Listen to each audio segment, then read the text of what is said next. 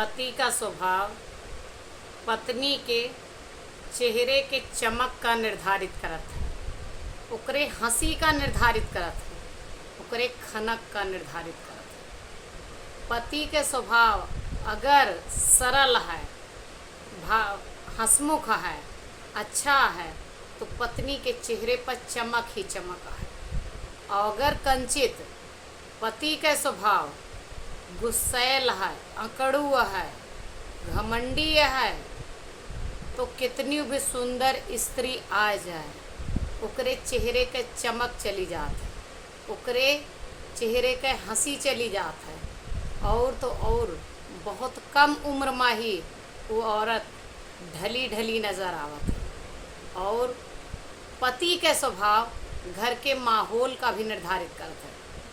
अगर गुस्सैल पति है तो घर नर्क के समान बन जाता है।